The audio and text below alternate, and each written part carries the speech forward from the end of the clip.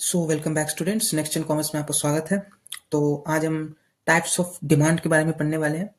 Last section में मैंने आपको फैक्टर्स अफेक्टिंग डिमांड पढ़ाया था। वहाँ पे मैंने आपको एक चीज़ पॉइंट आउट किया था कि डिमांड जो होता है वो दो टाइप का होता है, एक इंडिविजुअल डिमांड और एक होता है आपका मार्केट डिमांड। ठीक है, मैंने वहाँ पे कुछ पॉइंट आउट किया था आपको factors affecting individual demand as well as market demand.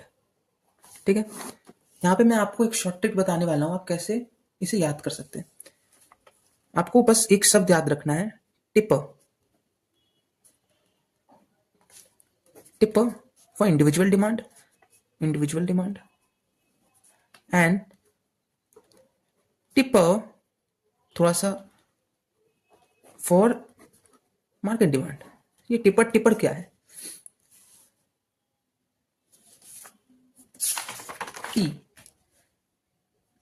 T से टेस्ट होता है, ओके। आई से आपका इनकम होता है, ओके। पी आर से आपका प्राइस ऑफ ओन गुड होता है, ठीक है।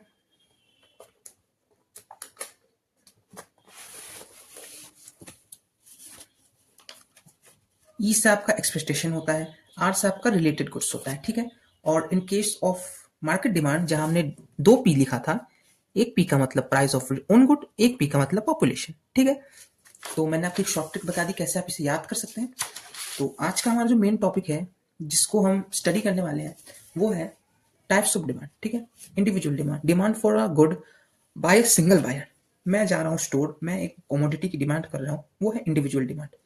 मार्केट डिमांड क्या होता है? Sum total of demand for a good by all buyers. Market में तीन बायर हैं, तीनों ने कुछ कुछ डिमांड किया, जैसे कमोडिटी एक्स है, तीन बायर है, तीनों के अपने इंडिविजुअल डिमांड हुए, ठीक है। इसने पहला बायर ने मान लीजिए 100 का डिमांड किया, दूसरे ने 200 का किया, तीसरे ने 400 का किया। तो मार्केट डिमांड क्या हुआ? 100 प्लस 200 प्लस 400, 700, ठीक है। 700 आपका मार्केट डिमांड हो गया, इसी को कहते हैं मार्केट डिमांड। डिमांड शेड्यूल क्या होता है? मैंने आपको पढ़ाया ही था demand schedule. Table relating between price and individual demand को हम इंडिविजुअल डिमांड शेड्यूल बोलते हैं, और market demand schedule price and market demand को प्रेजेंट करता है। और अब हम पढ़ेंगे डिमांड कर्व। जो कर्व प्राइस और इंडिविजुअल डिमांड को रिलेट करता है उसे हम इंडिविजुअल डिमांड कर्व कहेंगे, और जो curve price and market demand को रिलेट करता है उसको हम मार्केट डिमांड कर्व कहेंगे, ठीक है। डिमांड फंक्शन क्या हो गया?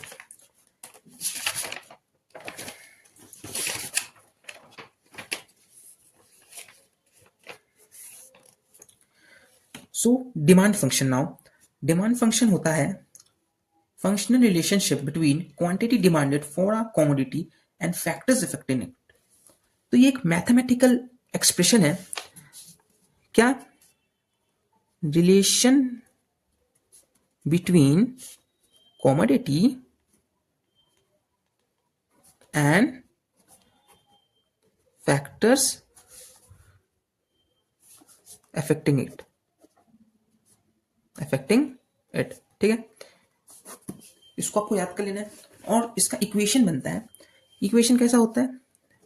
dx equals demand of commodity x equals f factors, ठीक है। ये इसका लिखने का तरीका है, ठीक है। आप ऐसे भी लिख सकते हैं, dx इक्वल्स f, और फैक्टर्स आप लिख सकते हैं taste, income, price of own good, population, ठीक है, एक्सपेक्टेशंस, रिलेटेड गुड्स, ऐसे भी लिख सकते हैं। जहां आपने पीएन इंट्रोड्यूस कर दिया फैक्टर्स में, आपने पीएन भी लिख दिया with all the other factors, तो ये मार्केट डिमांड फंक्शन हो जाता है। और जहां आपने बस dx के साथ टी, इनकम मतलब taste, income, price of own good, expectations, related goods, इसको लिखा, तो ये बन जाता है आपका इंडिविजुअल डिमांड फंक्शन। ठीक है, यहाँ पे आप देख सकते हैं मैंने आपको एक्सप्लेन किया हुआ है। Individual demand function also known as household consumer demand function. Individual demand function refers to the functional relationship between individual demand and the factors affecting individual demand। ठीक है, ये कौन सा रिलेशन बताता है? Individual demand and the factors affecting individual demand. और यहाँ पे मार्केट डिमांड और फैक्टर्स अफेक्टिंग मार्केट डिमांड, इन दोनों का रिलेशनशिप को बताता है। इक्वेशन भी आप देख सकते हैं, मैंने यहाँ पे लिख दिया है। तो अब हम पढ़ने वाले हैं slope of demand curve. Slope of demand curve क्या होता है? स्लोप ऑफ डिमांड कर्व होता है negative delta P by delta Q. ठीक है, ये चेंज इन प्राइस है और ये चेंज इन क्वांटिटी है। ये माइनस हम क्यों शो करते हैं?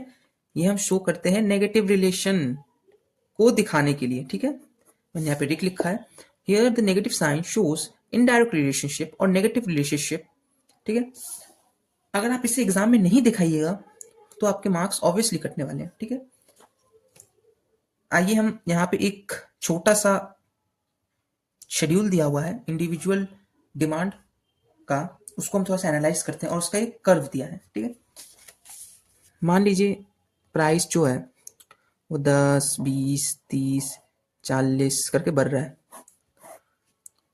और क्वांटिटी डिमांडेड है। आप देख सकते हैं प्राइस बढ़ रहा है ग्रेजुअली, तो मतलब डिमांड घटेगा। तो पहले डिमांड 100 था, फिर 80 हुआ, फिर 40, फिर नहीं 80, 60, फिर 40। इसका आप डिमांड कर्व बनाइएगा तो ये कुछ ऐसा निकल के आएगा। ठीक है, डाउनवर्ड स्लोपिंग निकल के आएगा। मैं मार्किंग नहीं कर रहा हूँ, ये 10, 20, 40 ये आप घर में कर सकते हैं। ठीक है, पर डाउनवर्ड स्लोपिंग होगा और ये टच नहीं करेगा, सॉरी इसको टच नहीं करवाना है यहाँ पे, ये कुछ ऐसा होगा, ऐसा होगा। ठीक है, ओके।